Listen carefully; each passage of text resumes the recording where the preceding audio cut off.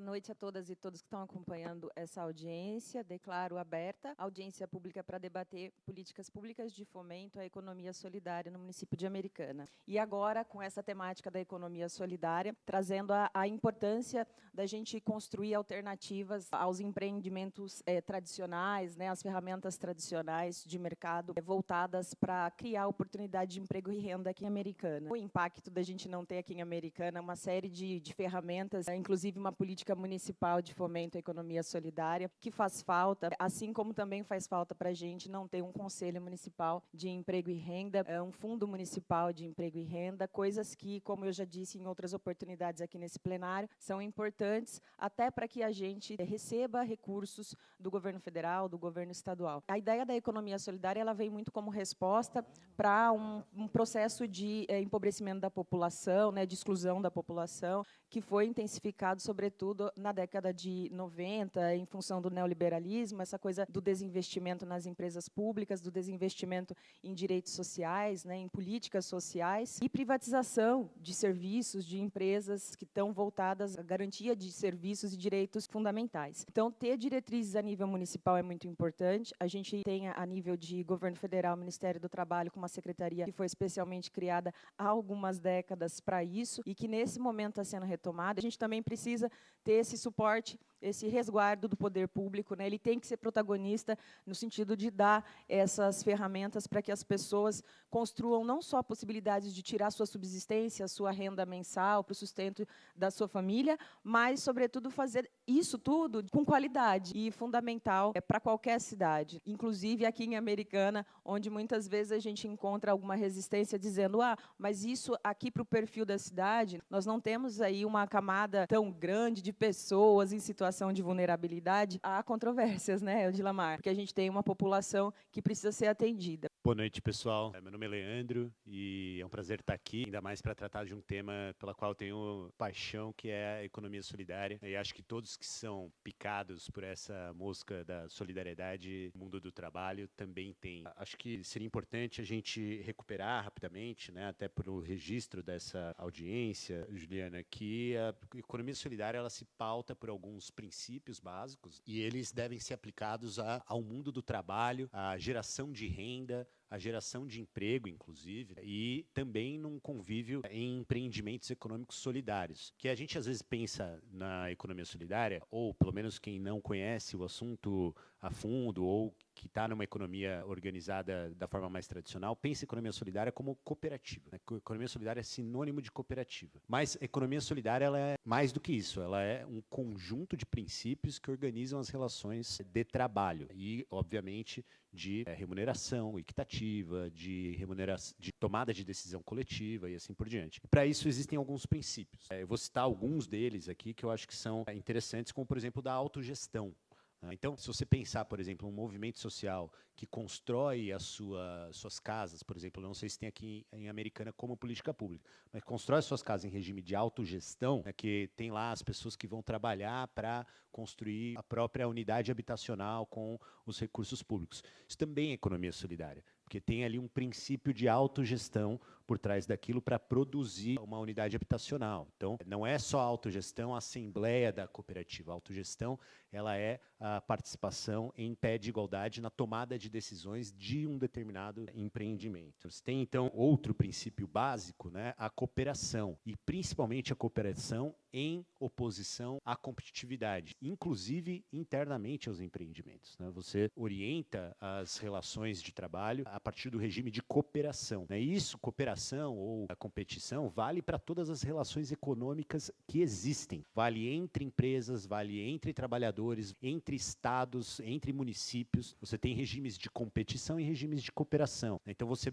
basear a cooperação, colocar a cooperação como base da sua atuação é muito central para a economia solidária, em lugar da competitividade. Você tem princípios de solidariedade, e isso, inclusive, dá nome à própria economia solidária. Né? Você tem princípios que se orienta, você tem o princípio da solidariedade orientando as relações que levam em conta as capacidades de cada pessoa e as necessidades de cada pessoa. Você tem a centralidade no ser humano, então é uma economia que está preocupada em gerar ganhos para as pessoas envolvidas ali naquele sistema de solidariedade, não em gerar lucros para acionistas. Porque a cooperativa não tem que ter lucro, ela tem que ter, porque ela vai distribuir para os seus colaboradores que estão no centro, porque são seres humanos. É diferente de você pensar em remunerar ações. Quem detém ações da Bolsa de Valor quer que a empresa tenha lucro. O que é remunerado não é o trabalhador que produziu e que está no centro daquilo, mas sim o detentor da ação. Tem a valorização da diversidade, porque efetivamente você tem maior diversidade em empreendimentos solidários do que nos empreendimentos competitivos. Tem uma preocupação com o meio ambiente, né? Uma compreensão de que o ser humano é parte integral daquele ecossistema em que faz parte. E aí você vê isso nos produtores familiares, por exemplo, que tem a preocupação de garantir água, de garantir vegetação, de garantir a área agricultural, inclusive pensando numa produção que não agrida o meio ambiente, por exemplo, com o uso de agrotóxicos e assim por diante. Você tem princípios de comércio justo e consumo solidário, que é a ideia de que a venda dos produtos não deve se dar com base em garantir lucros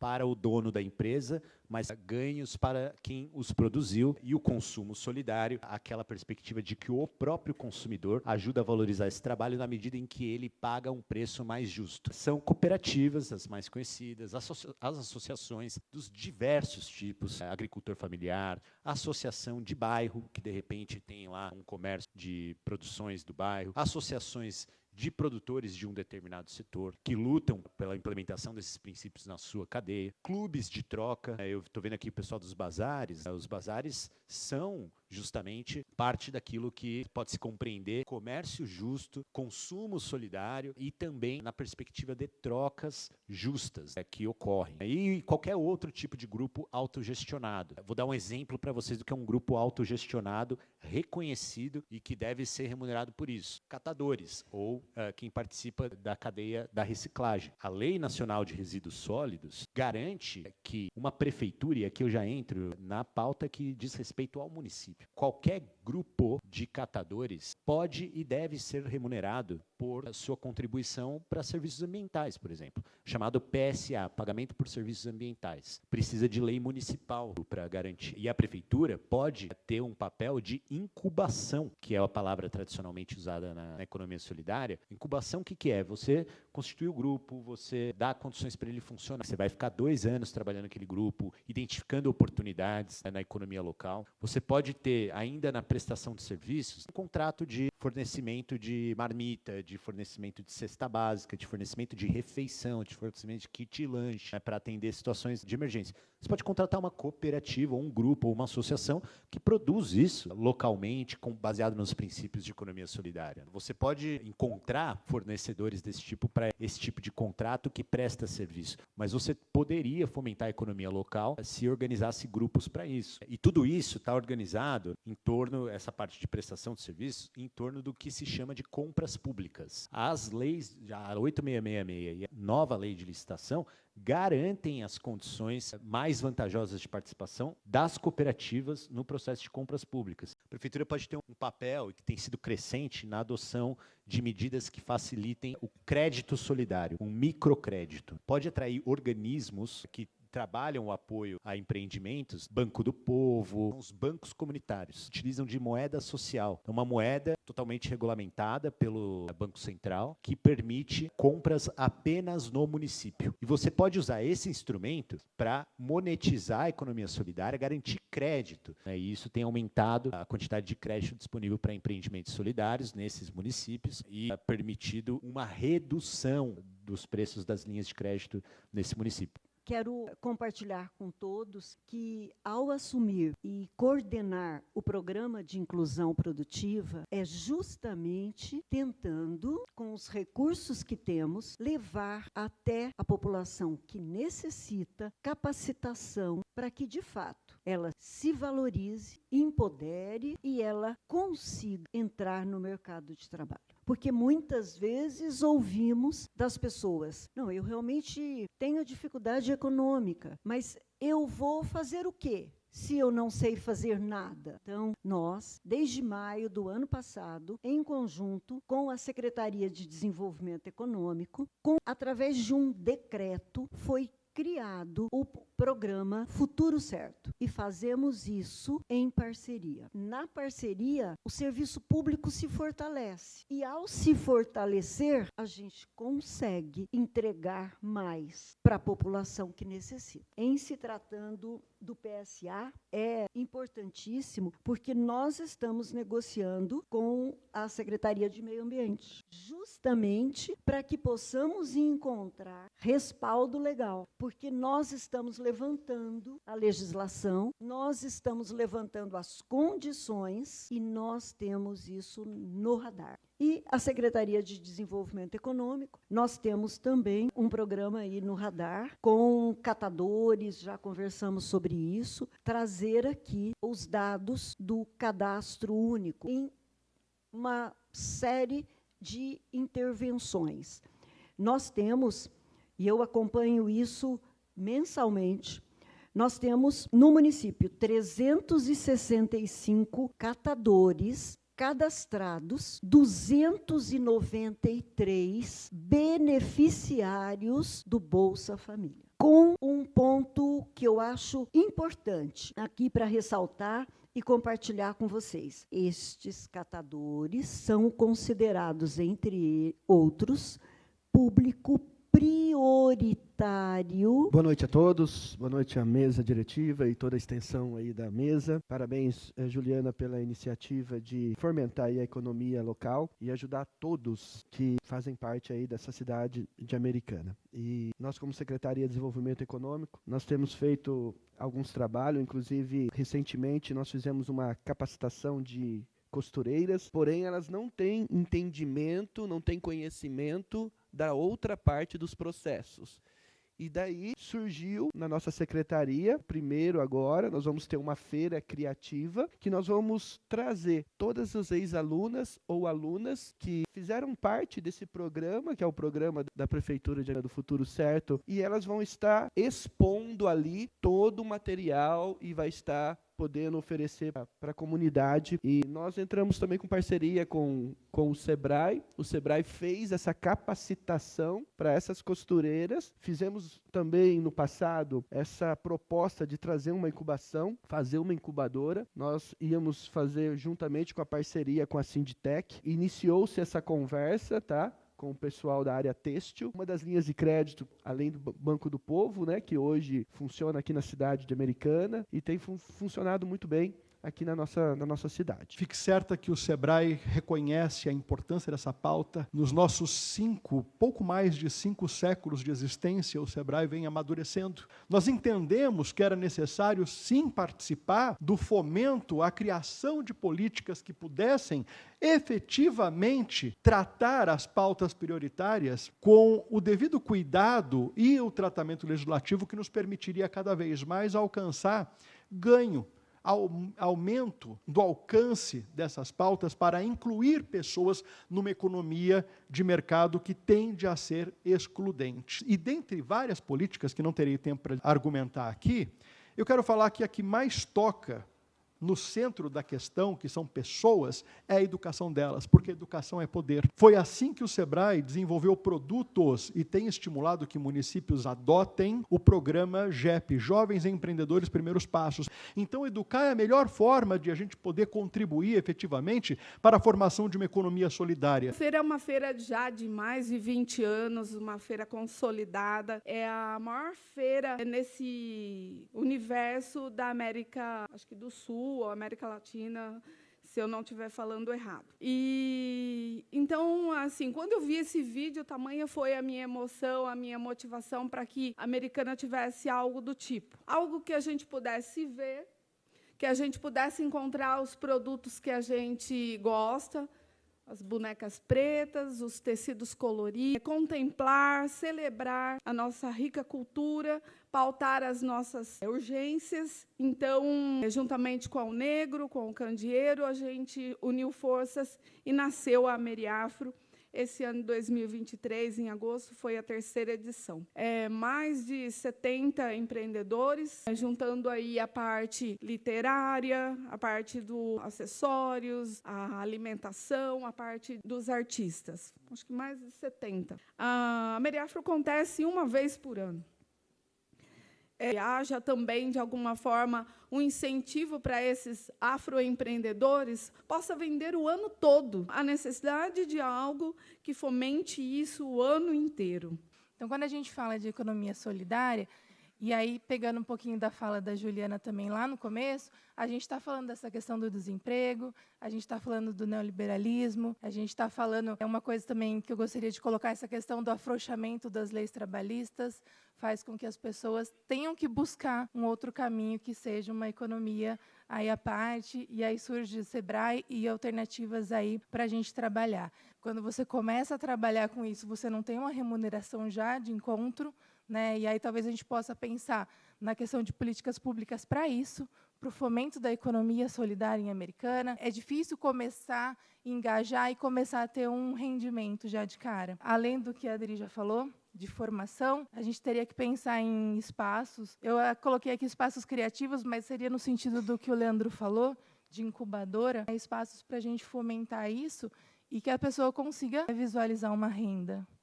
Hoje, para a gente falar em desenvolvimento, não tem como você falar em desenvolvimento no nosso país, um novo projeto nacional de desenvolvimento, sem você considerar uma parcela da população, 56%, segundo os dados do IBGE, de pretos e pardos.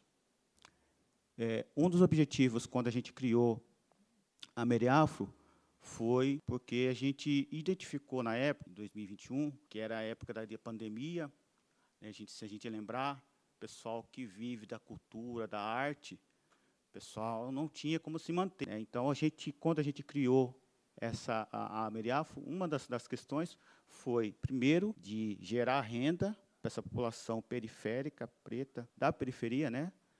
E para que as pessoas pudessem ter um espaço para poder apresentar o seu artesanato, seus produtos, seus serviços. Eu acho que, em primeiro lugar, a gente, para capacitar, a gente tem que estar capacitado, né?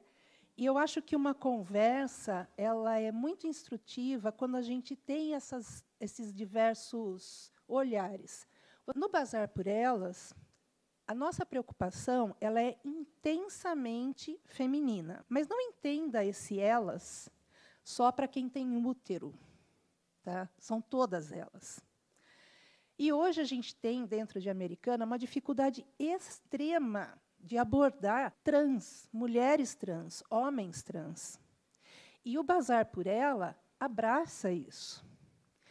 Então, nós resolvemos olhar para o Bazar por Elas da seguinte forma: nós estamos na contramão de tudo o que vocês falaram. Tem a mulher que vai fazer a barra da calça, então ela vai fazer a melhor barra da calça. Tem a outra que vai fazer bolo, ela vai fazer o melhor bolo possível. Só que, enquanto ela está no grupo, ela vai começando a se conscientizar do que é o feminismo, do que é uma rede de apoio real, saudável, que tudo que é jogado dentro dessa rede não é falado.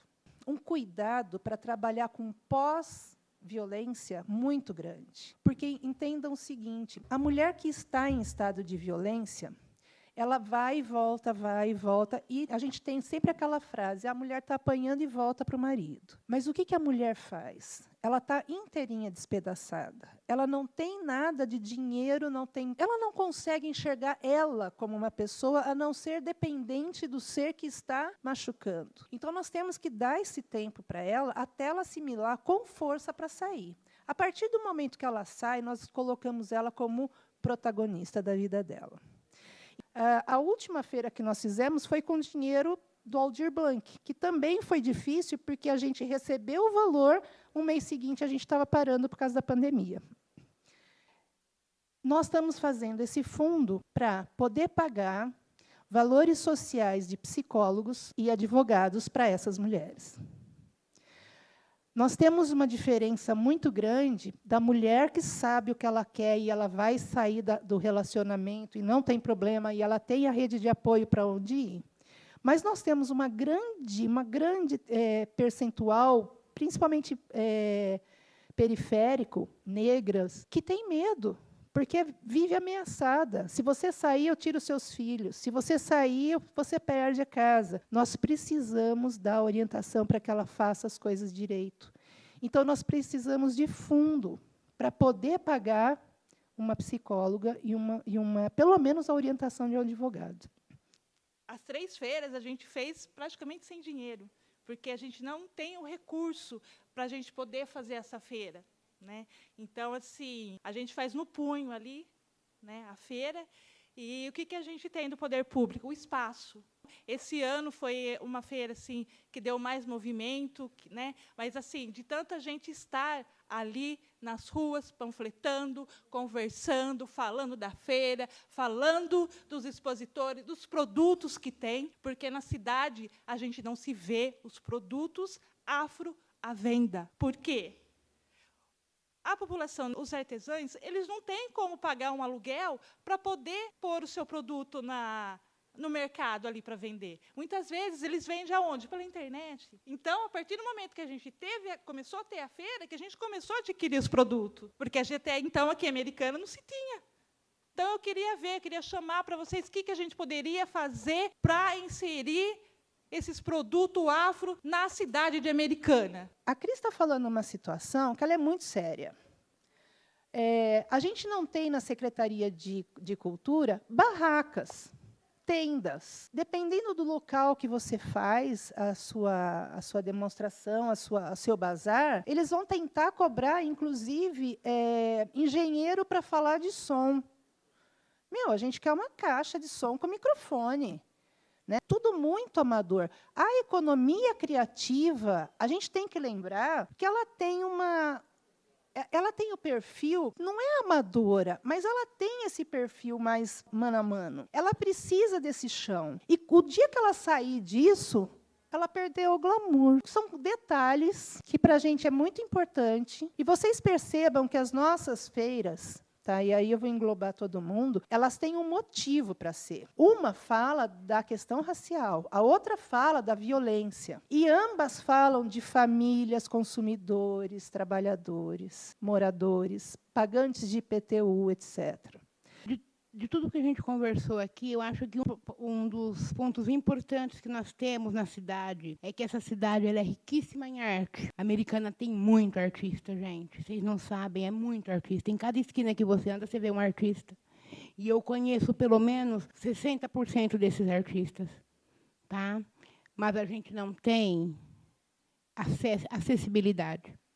Eu, por exemplo, faço parte, né, da feira da Meriá, estou lá. Fui convidada e estou participando porque eu faço bonecas pretas, né? Essa feira que eles estão falando que tem aí na estação, eu fui expor um trabalho meu para ver se eu conseguia vender lá, que é os Papais Noéis preto. Pois eu escutei uma pessoa falar para mim assim lá de dentro: eu acho que isso não vai ter saída daqui. Gente, qual é o problema de um Papai Noel preto? Nenhum.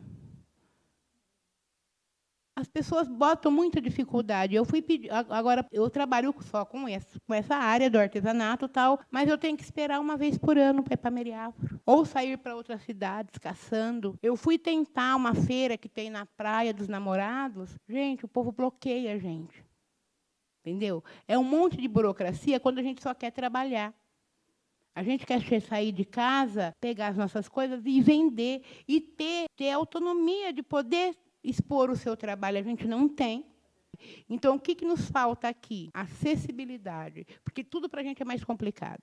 A sua fala, na verdade, é que não estava nem, inclusive, prevista, mas ela foi essencial, porque ela mostrou aqui, publicamente, uma coisa que a gente já tinha ideia, até pelos pedidos de informação que a gente faz, as tratativas que a gente tem nas secretarias, o quanto abandonado está essa questão aqui em Americana. O quanto esses artesãos estão sem respaldo do poder público municipal. E aí volta naquela questão inicial de um plano municipal. A Cris tinha perguntado isso, eu vou deixar um pouco mais para o Leandro responder, mas eu vou aproveitar também tentar responder um pouquinho no sentido, o que a prefeitura pode fazer no sentido de fomentar a economia solidária? Ela pode ter, por exemplo, uma política municipal apontando diretrizes. O que se pensa sobre isso? Que tipo de meta pode ser estabelecida em relação a isso? Qual que é o apoio possível por parte da prefeitura? De que forma que parcerias podem ser feitas aí com a sociedade civil, com instituições de ensino e de pesquisa? Então, a gente volta sempre para o mesmo ponto. Mas já vou adiantar duas questões, uma para a Secretaria de Desenvolvimento Econômico e uma também para a Secretaria de Assistência, para o Dilamar colocar aqui. Então, a primeira qual é a perspectiva de se instituir aqui em Americana um Conselho Municipal de Emprego, Trabalho e Renda, sabendo, como eu disse na fala inicial, que ele é uma condição para o recebimento de recursos importantes, além de ser, obviamente, como todo e qualquer conselho, uma instância, no mínimo, aí, consultiva, importante, né? Mas que a gente trabalha sempre para que seja deliberativo, que tenha poder de decisão, mas os conselhos são esse espaço de discussão da política pública, de construção democrática da política pública. Então, todas essas ações que a Cris questionou e esses dramas vividos pelas pessoas que querem dessa maneira e que estão se sentindo isoladas, que estão se sentindo desamparadas pelo poder público, todas essas questões podem ser discutidas dentro de um Conselho Municipal de Trabalho e Renda. Então, eu queria lançar essa para que o Reginaldo nos responda. E em relação à Secretaria de Assistência, Dilamar, se você puder trazer, assim, brevemente, para quem não soube, para quem não sabe, o que é essa iniciativa do Programa Futuro Certo que você citou, que tem 1 ano e meio. Cita para a gente a logística minimamente para se entender e também os problemas, né, que você percebe, né, o que precisa ser melhorado, que tipo de público que atende, algum quantitativo aí, mais ou menos, que você tenha já de memória. E pergunto para você também, Dilamar, nesse sentido, existe algo direcionado dentro do recorte para a diversidade, contemplando aí as pessoas trans, contemplando a questão do respeito à diversidade, da inclusão dessa parcela da população? Respondendo à pergunta da vereadora professora Juliana, na questão do conselho, ainda nós não temos nenhum estudo para a criação desse comitê. Mas agora a gente precisa organizar essas informações, essa liderança, fazer parcerias privado e público. Existem leis no meio do caminho que a gente vai precisar obedecer, porque o meu desejo e o desejo da prefeitura e o desejo público é alcançar mesmo a pessoa para chegar no resultado de que aqueles que não têm condições, eles começam a ter condições de empreender e ter uma renda, seja ela mensal, semanal, não importa como vai ser essa renda, mas que ela tenha esse acesso. Sobre a pergunta, o decreto da Constituição do Futuro Certo, é o nome do programa, é uma parceria e uma divisão de competências entre a Secretaria de Assistência Social e a Secretaria de Desenvolvimento Econômico. O ano passado, que foi criado, oficializado em maio, nós tivemos 278 pessoas capacitadas. Esse ano, nós tivemos menos, 153 pessoas, porque começamos a abrir um outro espaço. Só capacitar? Não, está aqui a feira. Essas pessoas precisam ganhar visibilidade. Nós dependemos de um espaço dentro do CUCA, porque também temos problemas com o espaço. Bom, primeiro, quando eu passei pelo processo, falei de incubação, eu falei muito rápido, mas incubação é o processo que de vocês mencionaram que deveria ser parte do apoio para esses negócios emergentes. Então, em alguns casos, incubação vai ser uma aula de negócios, né? Em outros casos, vai ser uma identificação de mercado, que aquele grupo pode entrar. Outros casos, vai ser voltado ao crédito, né? E como comprar materiais. Em outros casos, inclusive, eu já participei de processo de incubação assim, você tem que pagar a pessoa para participar do processo de incubação, para poder comprar o tempo dela enquanto ela está participando daquilo. Não tem, assim, você fala assim, você pode pagar bolsa para doutorandos, pode pagar salário para não sei quem e tal, você não pode pagar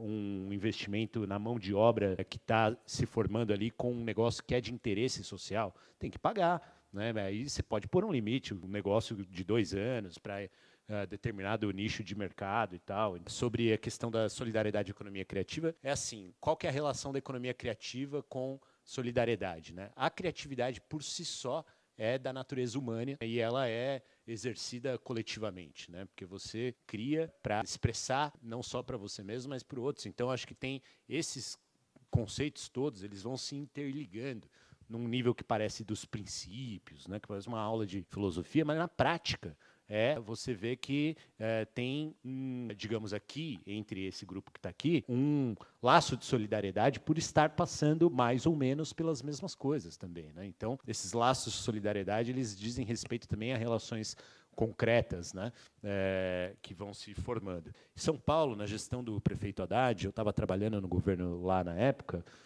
aprovou uma lei do artesanato. E aí, assim, eu vou ler só para vocês os objetivos, as obrigações do município para com os artesãos.